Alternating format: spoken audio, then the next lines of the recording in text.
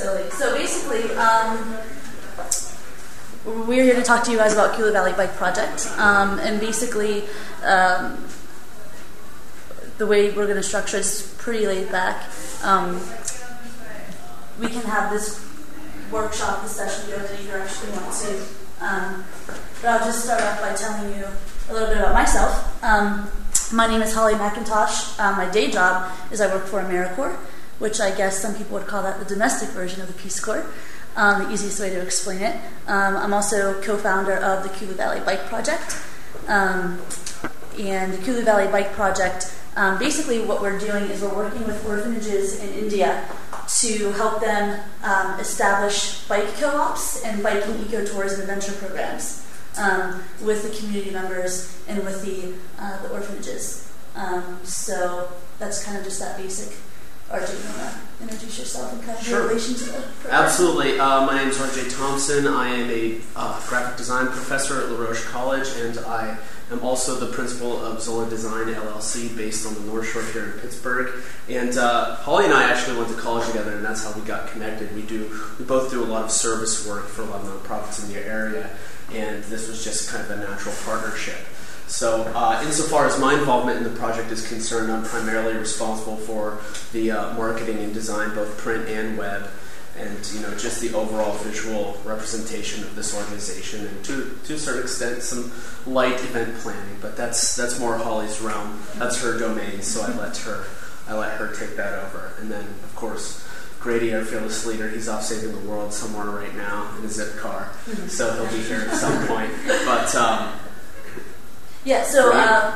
So basically, with the Kullu Valley Bike Project, some of the most popular questions that we get are, first of all, how are you developing a project, an international project in India from Pittsburgh? So that's number one. Another question that we get is how can you get people excited about things? How can you get people excited about something that's happening in India? And it's hard enough to get people excited about something that's happening here where they are. And so we answer that question with social media. We found that social media it shrinks the world down. It allows you to be connected with people regardless of where they are. So with that being said, I'm going to have you start talking about the technical aspects, doing a lot of the social media. Mm-hmm. Okay. Good. So, Kullu Valley Bike Project is not an actual 501c3. This is a sub-project of the Pittsburgh East Rotary Club. And our budget is $0, which is fine. Okay, so we need to figure out a way to, really maximize our efforts in the best possible way. And aside from doing that through social media, we've relied on some kind donations. But social media is perfect because it does connect us all together, and it does so very, very easily. I primarily teach web design at La Roche, and I often tell my web designers that, your audience has maybe 3 to 5 seconds attention span. If the page doesn't load, they're moving on, or they're going to focus their efforts somewhere else. And with that principle in mind, social media is perfect. You get the message, it's absorbed, and you can move on. Okay, if that message makes you curious, you can go to the website, or you can, check out our printed works or a variety of other venues, be it Twitter, Facebook, MySpace, Foursquare, etc., etc., etc. So, we also wanted to have a very true grassroots approach to this. Like, everything is DIY, do it yourself, DIY, do it yourself. I designed all of this, a pro bono as a co-founder. I've done all the printing and, even making the brochures and everything, waking up at the crack of dawn to get these brochures printed. So, nothing happens until someone gets excited. And this is how we need to excite people, because we have no other options. And sometimes, insofar as marketing is concerned, the best type of marketing we can get is word of mouth. And this is how we utilize that for Kullu Valley Bike Project. So with that being said, let's go ahead and take a look at the website. So here's our site. For those that are watching from home or somewhere else, you can go to kvbp.org. Okay, even when doing the marketing for these types of things, I try to take a really detailed, introspective research type of role to these things. So like if you say KVBP, it rolls off the tongue. It's fun to say. It's a combination of letters you wouldn't normally say otherwise. So hopefully that would make for a more memorable,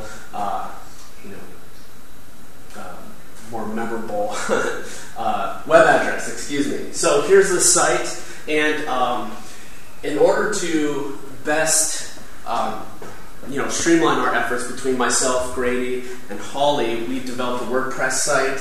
And all three of us have access to it, so at any given time, any three of us are updating the site with content from below. So for example, today or yesterday, KBBP offers PodCamp session this Sunday. So this is dynamic. This is always being updated. And part of the beauty with this is that it reciprocates onto Twitter. It reciprocates onto Foursquare and Facebook and Flickr. All right. So all of these tools are working simultaneously, and we may be only updating one thing.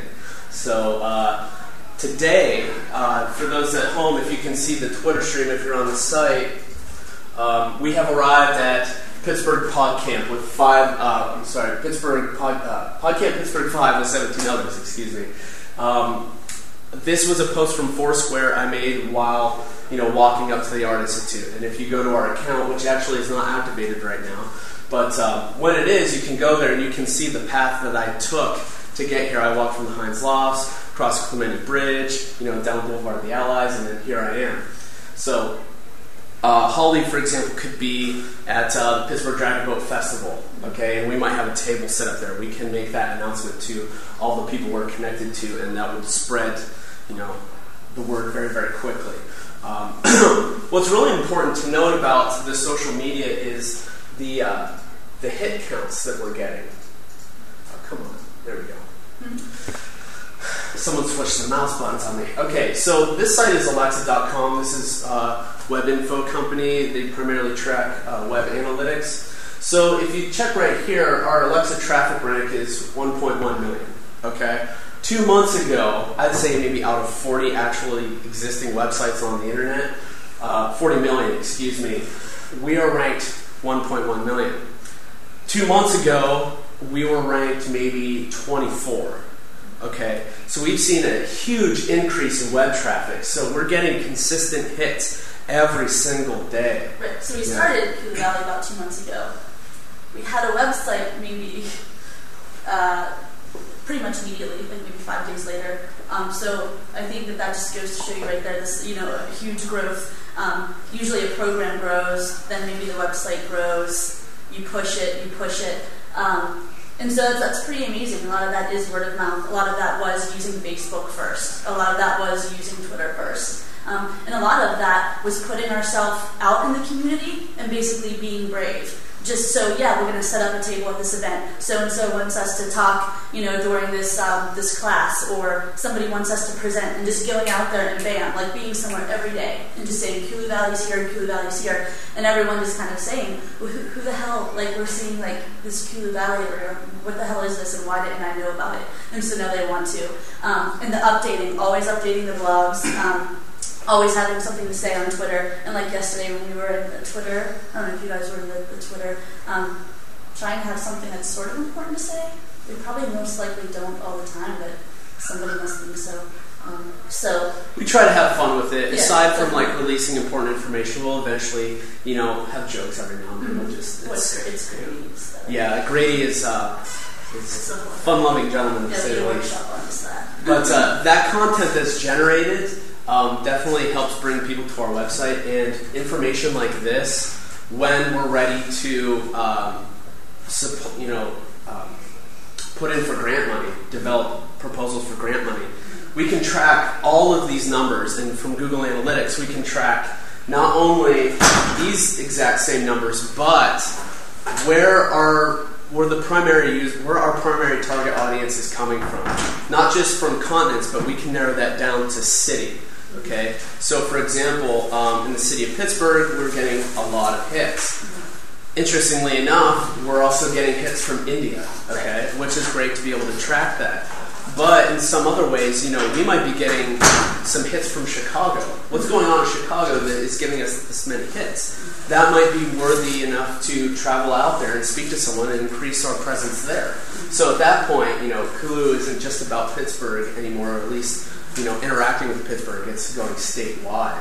Well, also what that allows you to do is when you're looking at cities that seem to be looking at your website for whatever reason, if we're talking about getting money, we're talking about fundraising, we're talking about, attempting to measure outcomes, what are grant programs that come out of Chicago, right? What are programs that are housed, they live in Chicago, and they're looking to give people money, and that's where their offices are. Now we can show them, hey, we've got a lot of interest coming out of Chicago. Let's look into this. Let's research why this is. Mm-hmm. And so let's get connections on the ground there, and let's get this grant thing kind of going there. And we can support all of these numbers, too. Exactly. Which is great because these tools do the work for us. Mm-hmm. Otherwise, we'd have a lot of work on our hands. Another particular area of interest is the traffic rank in the U.S. If you take a look up here, it says almost all visitors to this site, kvvp.org, come from the U.S. So aside from there being just a worldwide Alexa rank, just in general, they actually have ones per country. So in the U.S., we're ranked 255,000. Okay, so that's also a really great thing to be able to talk about. And yesterday when we were talking about how you're measuring outcomes, how can you prove how can you prove that there is success? How can you prove to us that we should give you more money or we should give you likes? This is one way to do that, but it's kind of like which one is coming first. You can never really figure it out. So people see this who are in the office setting. They want to give you money. They want to give you likes. They want to help you build your program. And then people from there, it's just kind of an ongoing process. So it's really. I think ultimately the goal with our social media approach is that, we want our audience to be just as inspired as we are, and ultimately let them work for us, not work in a labor type of way, but, help us. This is how we grow. And, this project, we can't do it alone. Right, and that's the personal connection. That's the personal connection that social media gives you. People start to hear about this, and I think it's exciting to people because it's new. I think it's exciting to people because it's great, and so they say, well, what can I do? What can I do? And a lot of times, nonprofits and projects don't have an answer. They don't have that answer to give people. It's like, oh, I don't know, what can you do? I guess you could volunteer. Okay, well, what does that mean exactly? And you're looking at, especially younger generations, like they really need to feel that what they're doing is that don't waste their time. Give them something that it's immediate, it's right now, I can do it today, and then 4 hours later, we can sit down and we can reflect. You want to talk to them about, okay, you just did this for us. You did it right now. It's tangible. You can see the results. And now tell me how that went for you. Like, did that go good? How does that make you feel? Do you see the result? And then, so you've got this retention, right? So you're retaining them, and they're coming back, and they're coming back. And now they're more willing to stick with you in the long run for the things that you're not really going to see the success right away. Like, it could be a year from now that you're going to really see how this takes off. But if you grab them with social media and then you have an action step for them, that's when they're coming back. And they're giving you things that you never thought. They're designing websites for you. They're connecting you with their college campus, and all of a sudden kids at the college are interested, and you're teaching a class there, and you're doing this, and it just takes off. And then in 6 months, you've got people that are going over to the orphanage for you, volunteering, and they're giving you likes, and so on and so forth. Yep. And to supplement that, I think a very visual, cohesive interface, a front end to that. The entire logo identity, we've been getting a lot of questions on the identity of the bike project. How did this come about? How did you create it? And quite honestly, it's a combination of inspiration and research. This particular graphic here in the corner took about maybe 2 hours to generate, okay? But, I'd say maybe an hour of that was just based on research, all right? So I was already inspired, and that can take you can get a lot of mileage out of that. It can take you very, very far. And then you have to supplement that inspiration with research, okay? And I did some research on some of the typical visuals you would see in the Kullu Valley area in India in general, and the typical sites came up. And one of the things that I was particularly interested in as a graphic artist were the chakras, okay, and what those chakras actually meant. Okay, it was Grady himself who said that when he's riding, he enters into a bike meditation. So he could be biking for miles and miles and miles, and he just kind of zones out, and that's sort of like his calming place. And I like the idea behind that. There was a concept, and as a cyclist, I can relate to it. And of course, in my opinion, it's just like a physiological reaction to your exercise. But, bike meditation as a concept, to find enlightenment, that's actually really cool. And then, of course, the chakras came into play, and the emotional connection to those chakras. How can we leverage that for our identity? And that's actually what this is about. If you take a look at the logo, I'll go ahead and pull that up here. This is a combination of not only chakras, but of some of the other visual cues found in India. For example, the edges here, these contours, this is based on the chakra, okay? It has a very similar style to some of the chakras, so this is unique. But the inner circle here, with these individual circles bleeding into it, that's part of the flag of India, okay? That's meant to represent, continuous life, continuous growth. Okay, and then in here you see the contours of India, the country itself, and then of course a very abstract cyclist. So you can determine from that what you will. So yeah, question. I'm curious. Have you had any feedback from India or Indians about that logo? How this will play? Yeah. Actually, so the orphanages in India are working with the head, the guy that runs all these orphanages in Keat. He kind of, Grady originally found him and kind of told him this whole concept, this idea they came up with, and he loved it. And, he came to us with the logo and creative design, and the immediate thought was, wow, this is really awesome. Like, just visually, this is really cool. But then, you start to kind of think, well, how there's actually 24 chakras, and there's really 7 main chakras, and this is the 8th, and this is our culture, and we're just assuming that it's cool with them, that we say, hey, we developed another one. I mean, it's cool, right? You're going to love biking. So we talked with Keat about this design, and he actually liked it. He talked with the volunteers. There are 5 orphanages and 2 schools that they're working with. He took it out to the community out there and said, what do you feel just when you see this? How do you feel about this? And they were okay with it. They liked it a lot. I think that the program excited them. He talked to them probably for about 2 weeks. They were okay with it. They like it. So we're okay with that. Okay. Yeah. So aside from responding to it, just at face value, there was some strategy behind that.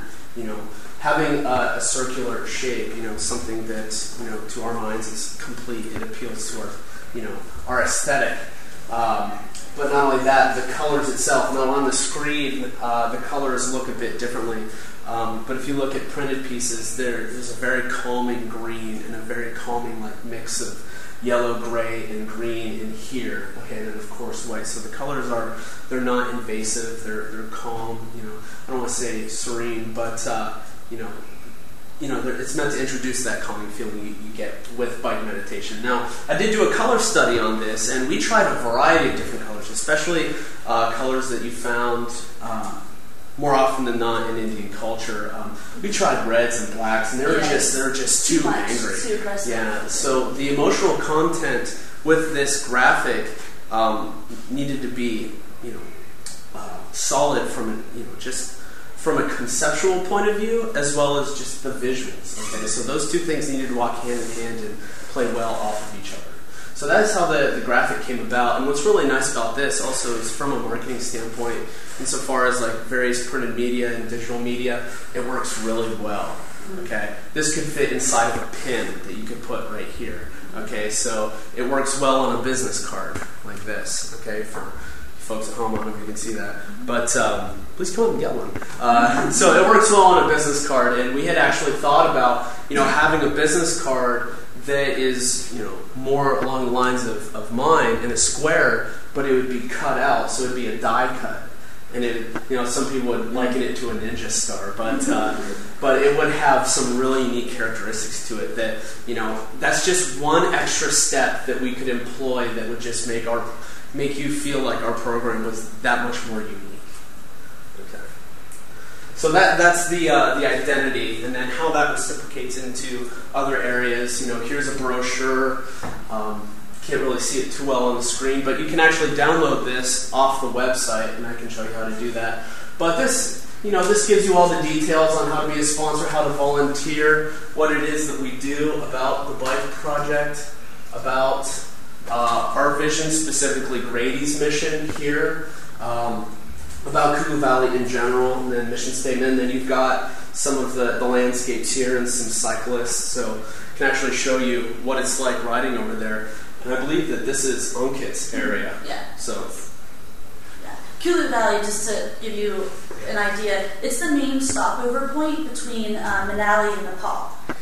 So it's already a highly trafficked area, in terms of trekking. Ann Keat, who runs the orphanages there, he is a professor at the local college for economics, tourism, and sustainability. And he also runs his own trekking company. But trekking by foot through Himalayas, so this is kind of the perfect project for him. He needs help getting it off the ground. So yeah, if you do want to download this brochure under social web, aside from visiting us on Facebook and Twitter, soon Foursquare will be activated, and I believe that Flickr already is activated through my personal account through my business. So we actually have a variety of photos there that you can check out, mostly of Grady hamming it up in front of the camera. But that's him.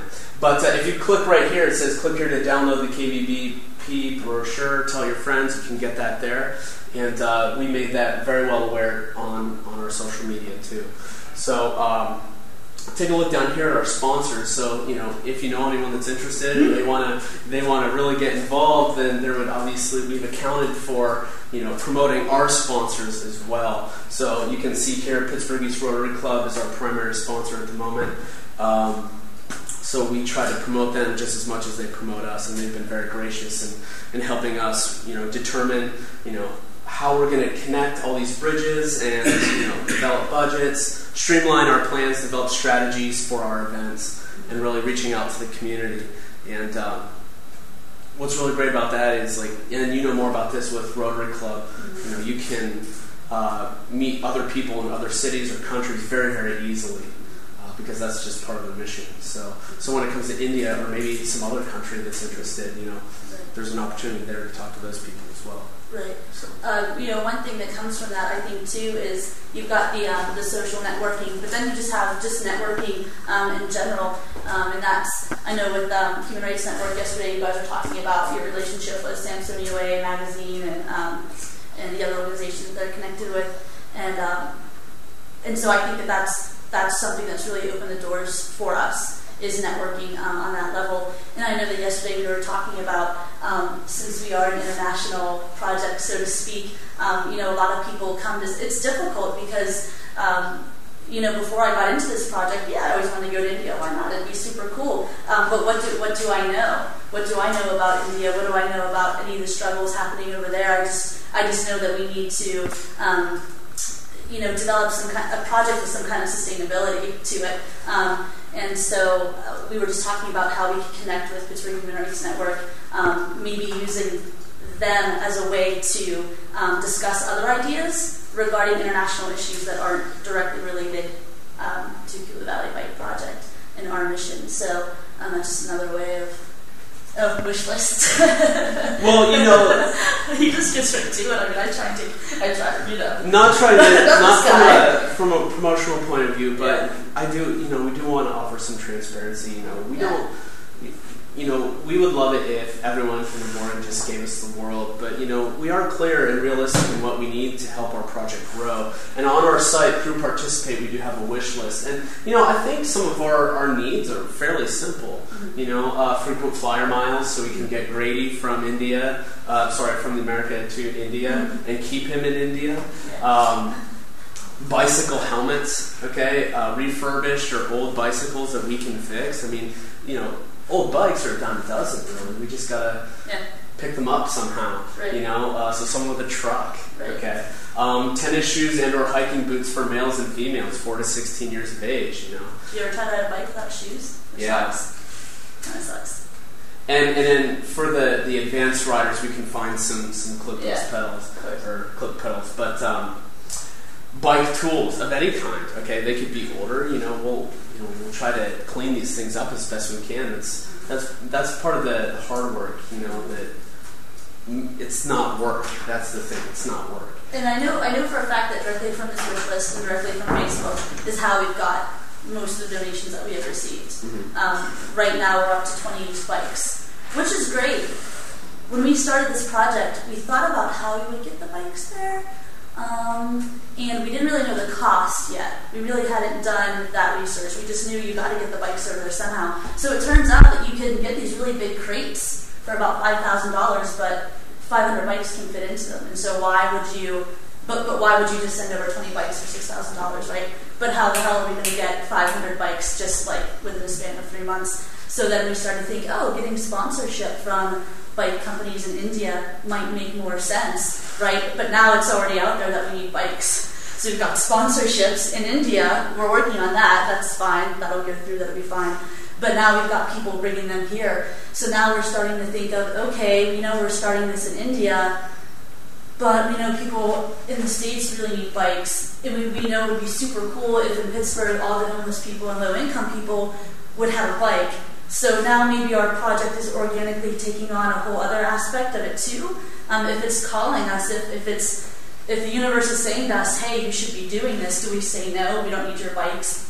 You want to give it to us, and we know all these people that need them. So that's kind of what happens though when you're brave and you just kind of go out there and don't think through all of it and you just kind of fake it till you make it. But we'll deal with that and make for it. Another page I want to call attention to and is how this ties into social media. So obviously one of the core principles to what we're trying to do is making us as easily accessible as possible. And through our website, you can see Holly's number here, my number, and Grady's number. You'll notice his title is the man, the myth, the legend. He forced me to put that in there, but I have no problem with that. There is some truth to the statement. But you can contact us very easily through the website. But if you're a bit timid to do a submission form like this, contact us through Twitter. Okay, contact us through Facebook.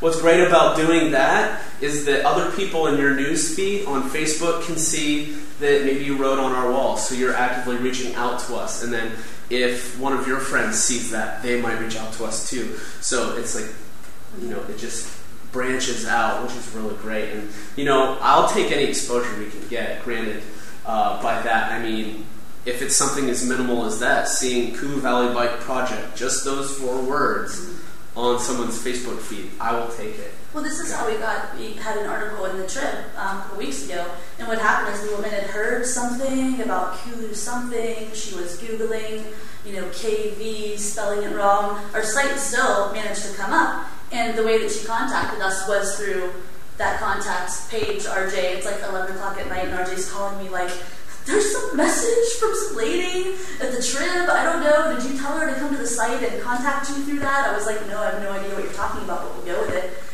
So we called her the next day. And so that's kind of how that happened.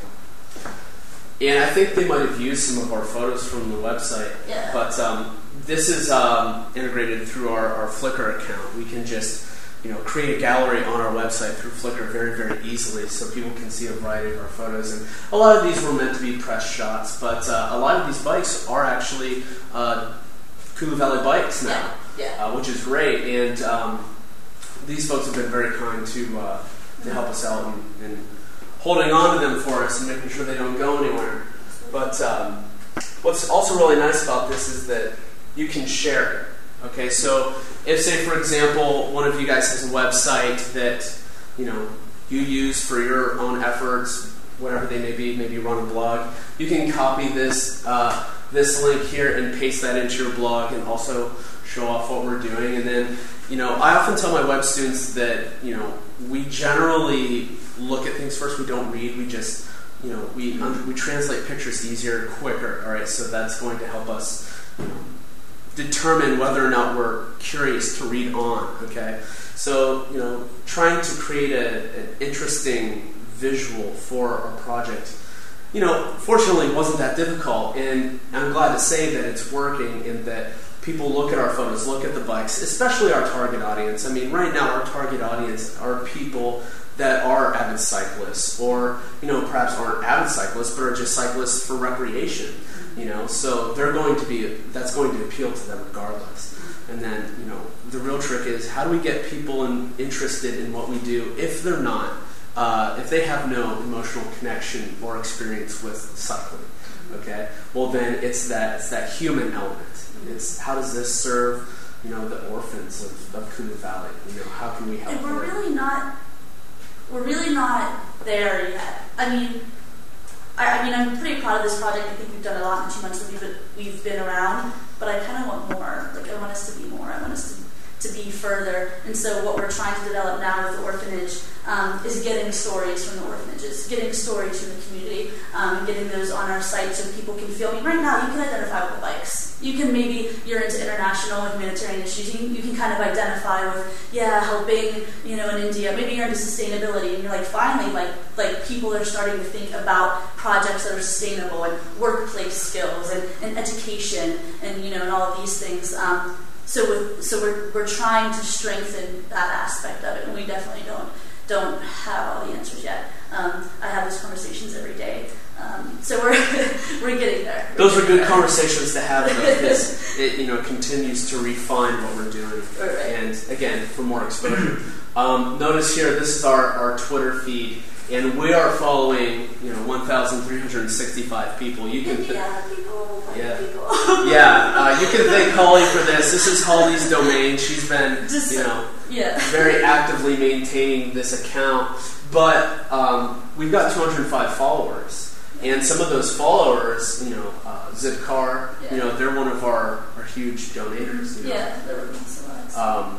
But we have a variety of people, and even people you wouldn't think would, follow us. It's actually kind of interesting if you take a look through here and try to put some of these people into groups. I mean, it's just too various. But I would say every day I get maybe at least 8 new follow requests, or you're being followed by so-and-so. Now, these people are all over the place. They're not just concentrated in Pittsburgh. They're all over the world.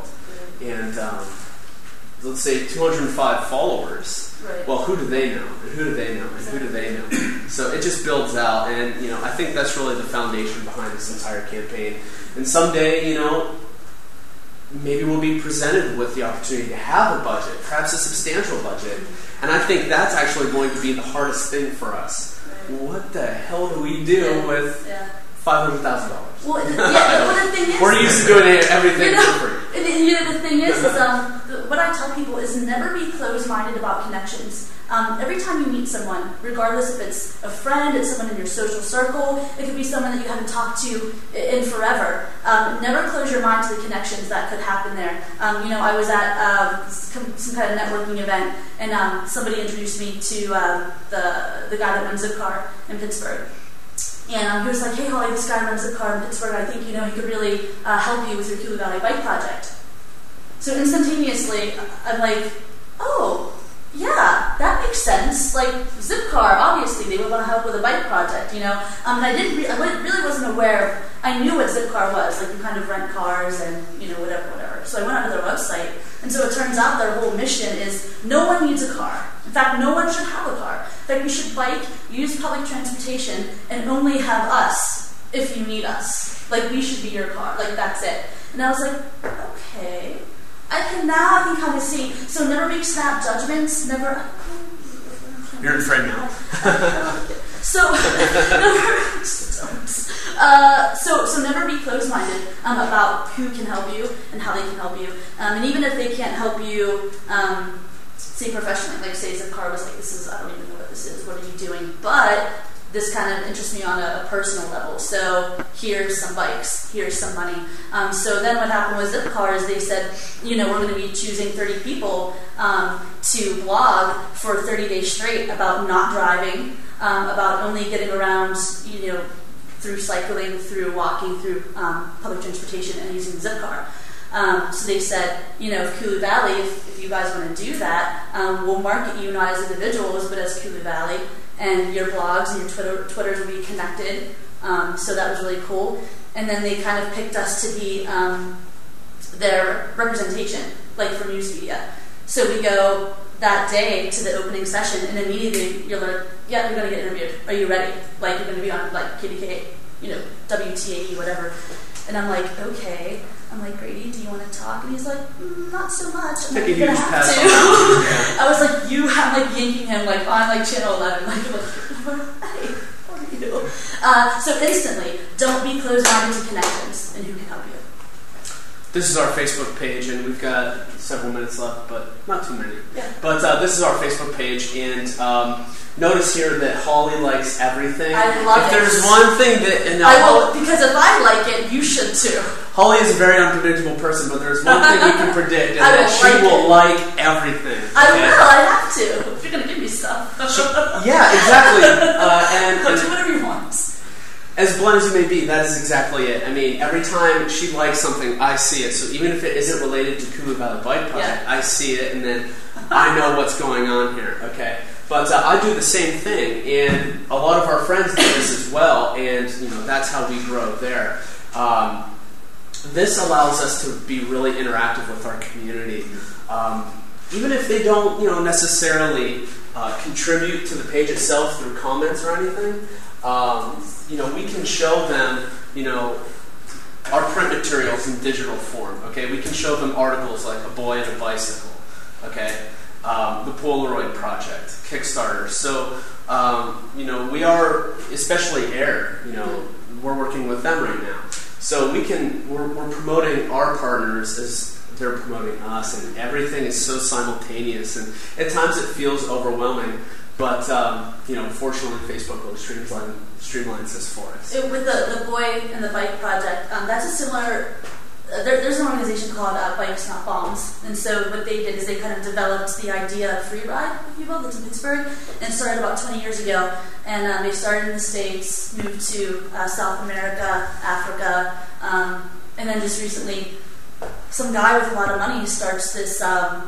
bicycles for the world or what have you, and so he's starting in Africa to just get bikes to kids so that they can bike to school.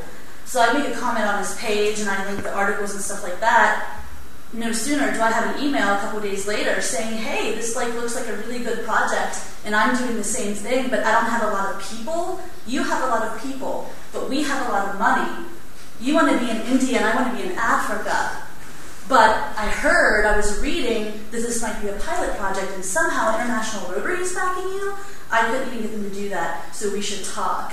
And I'm just searching this guy on the internet, the disgusting amounts of money, and Trek is already sponsoring him. And so I'm like, hi, how are you? It's so good to talk to you. What? So 2 days after I did that Facebook, 2 days after that. So that's just an example. So again, you folks, people at home, if you have any questions, check out our website, kvbp.org. It's fun to say it like that. It's kind of got a musical.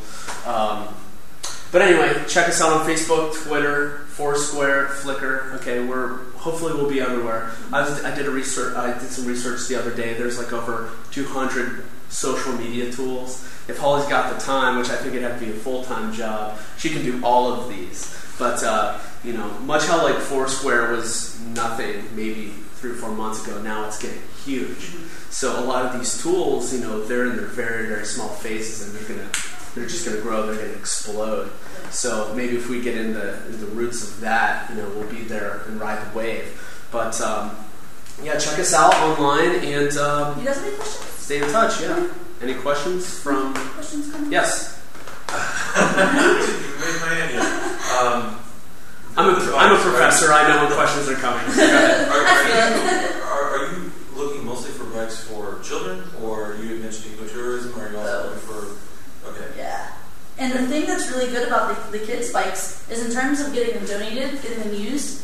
There are the amounts of children's bikes that are thrown away every day is just scary because they grow out of them. So they've got about a year on this $200 bike.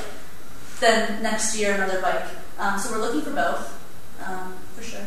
Have you been using things like FreeCycle to pick up bikes and things like that? Yeah. So Free Ride has donated bikes to us. Yeah, they've got, if you've ever been to Free Ride before, their back room, they literally have about the size of this room, just bikes stacked up, kids' bikes. Just like you go in like a sea and you're like yanking and pulling out these bikes. Yeah, so they're all about giving us bikes. But the problem with that is since we're working with youth, with orphans, they're going to need new bikes every year just as fast. So, yeah. Thank you.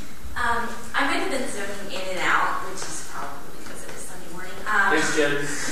All right. What are your next steps for this whole thing? Right, so right now what we're going through is continuously raising money. Obviously, you know all about that. You're always raising money. Nailing down the education strategy. So basically, there's a whole curriculum aspect to this that we've got to work on, which is, first we get in there, spend a couple months there, get to know the community, get to know the orphans, what have you.